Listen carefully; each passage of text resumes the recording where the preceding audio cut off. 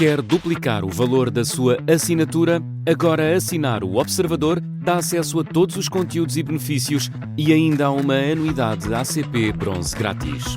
Terá vantagens que vão desde plano de saúde gratuito a descontos em combustível. Esta é uma assinatura que vale por duas. Assine hoje em observador.pt com 45% de desconto.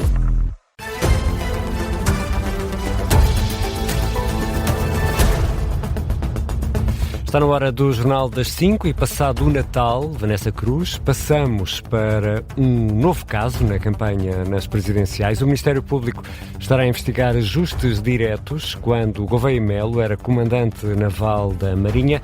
O candidato a Belém já veio comentar e diz-se tranquilo. Este caso, que está sob investigação judicial, prende-se com 57 contratos feitos com a empresa Prosekeeper entre 2017 e 2022, que terão sido aprovados na altura por Gouveia Melo. É uma notícia da revista Sábado. O visado, o candidato, lamenta o timing desta notícia e critica o que classifica de insinuações. Nunca tive contactos com fornecedores. Portanto, venham-me acusar na cara e com provas que eu tive ganhos diretos. Não venham a insinuar. E eu já agora digo uma coisa que é super curiosa. Como é que a 15 dias do fim do processo eleitoral aparece uma coisa de 2017 ou 2018? Não há uma coincidência. E essa coincidência acho muito estranha. Henrique Gouveia Melo, em campanha nos Açores, diz que está disponível para responder ao inquérito se for chamado pelo Ministério Público. E dois dos adversários na corrida a Belém, Coutrinho Figueiredo e Marques Mendes, já vieram comentar este caso, Vanessa. Começamos por ouvir o candidato social-democrata, exige esclarecimentos. Eu tenho um padrão, eu não comento suspeitas. Fiquei a saber que há uma investigação judicial a Gouveia Melo, não sabia. Acho que a esse respeito a Justiça vai decidir, num sentido ou noutro, no seu tempo próprio. Mas depois há o campo público e político. Gouveia Melo tem que dar uma explicação. Isso nem passa pela cabeça que não o faça, mas vamos aguardar, que seguramente que ele vai fazer. Nem pode ser de outra forma. Marques Mendes em campanha em Castelo de Vida, à semelhança do que fez Gouveia Melo a propósito dos clientes do antigo líder do PSD, Marques Mendes exige também transparência ao adversário. Rápido esclarecimento é também o que pede de João Coutrinho Figueiredo a Gouveia Melo a propósito desses ajustes diretos. E, entretanto, também Catarina Martins, candidata presidencial apoiada pelo Bloco de Esquerda, reagiu a esta polémica do dia, estes ajustes diretos na Marinha. O que disse Catarina Martins, Vanessa? É o que vamos tentar perceber com o jornalista do Observador João Lourenço. Foram declarações há minutos numa ação de campanha aí em Benfica, em Lisboa, João. Precisamente, Vanessa, muito boa tarde. Foi mesmo há momentos que Catarina Martins falou aos jornalistas, não só acerca dessa investigação por parte do Ministério Público a casos que envolvem Henrique Gouveia Melo e também os erros que vão estar, neste caso, os candidatos a mais que vão estar presentes nos boletins de voto. Quanto à acusação, neste caso à investigação do Ministério Público, ao almirante, Catarina Martins pede apenas duas coisas: que todos sejam investigados e todas as investigações sejam levadas até ao fim, até às últimas consequências, mas realça que espera que esta campanha não seja marcada sobre casos judiciais, mas sim sobre problemas do país. Já acerca dos boletins de votos, que vão ter 14 candidatos e não 11, como já foi aprovado pelo Tribunal Constitucional, Catarina Martins refere mesmo que é difícil explicar e espera que seja possível alterar a lei para resolver um problema que, refere, já não é deste ato eleitoral. Catarina Martins, por fim, ainda comentou os novos cartazes de André Ventura. A candidatura de André Ventura, que estreou novos slogans com a frase, e passo a citar, as minorias do costume têm de cumprir a lei. Ora, Catarina Martins diz que o candidato do costume tem também de cumprir a lei. Reportagem do João Lourenço a acompanhar esta ação de campanha de Catarina Martins. E vamos agora olhar em mais detalhe para este problema que está a marcar as presidenciais, a questão dos boletins de voto. Ora, os boletins de voto vão incluir nomes de candidatos que não foram aceitos, que foram excluídos. Afinal, Vanessa Cruz, primeiro escreveram o nome no boletim, e depois vê se os candidatos podem avançar ou não? É que no sorteio inicial constavam 14 nomes e o boletim já tinha sido preparado e validado em termos gráficos, mas só 11 candidatos é que foram considerados depois elegíveis. 3 ficaram pelo caminho. Joana Amaral Dias, José Cardoso e Ricardo Sousa não corrigiram as irregularidades identificadas pelo Tribunal Constitucional. Alterar agora o boletim implicaria refazer todo o processo de impressão, distribuição e validação destes boletins. É esse, pelo menos, o argumento da Administração Eleitoral para não alterar agora os boletins de voto, de forma a evitar atrasos e riscos operacionais, sendo que estamos a pouco mais de 2 semanas do dia das eleições, 18 de janeiro. Mas se os nomes dessas 3 pessoas aparecem, e se alguém, propositadamente ou por engano, votar num destes 3 que não estão na compita, o que é que acontece?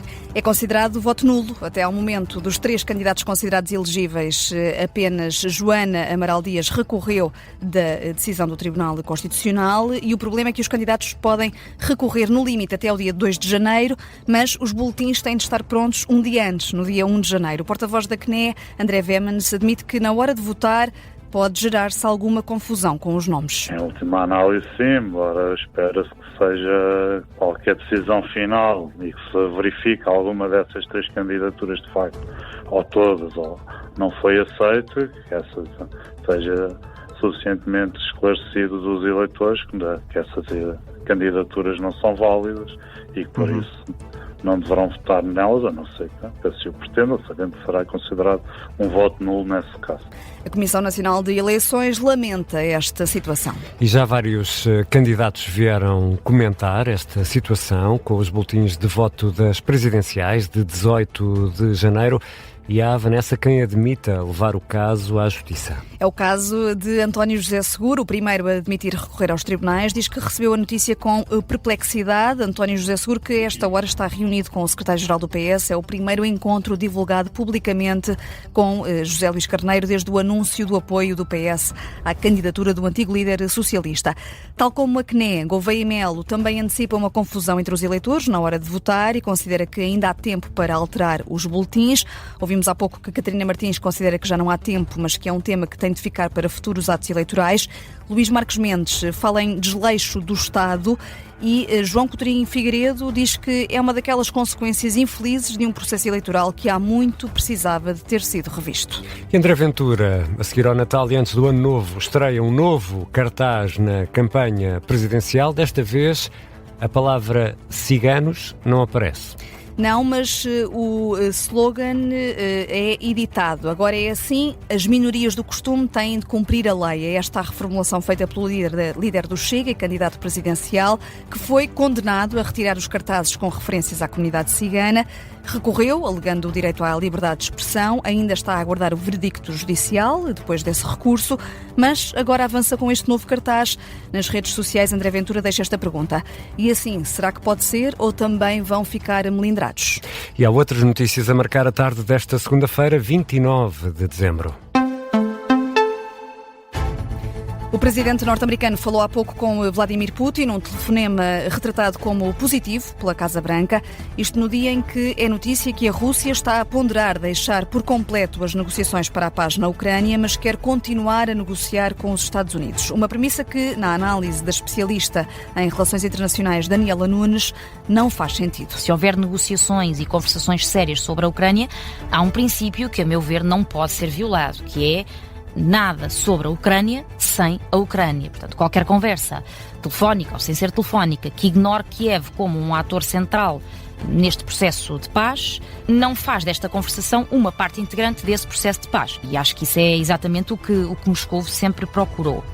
Análise de Daniela Nunes, no gabinete de guerra. A Rússia alega que houve uma tentativa de ataque à residência presidencial de Vladimir Putin, com mais de 90 drones, algo que, do lado ucraniano, Volodymyr Zelensky diz que é mentira. Certo é que o ministro russo dos Negócios Estrangeiros, Sergei Lavrov, avisa que estão a ser preparados ataques retaliatórios contra alvos ucranianos já definidos e, entretanto, o presidente da Ucrânia vem mesmo alertar para ataques russos, inclusive em Kiev.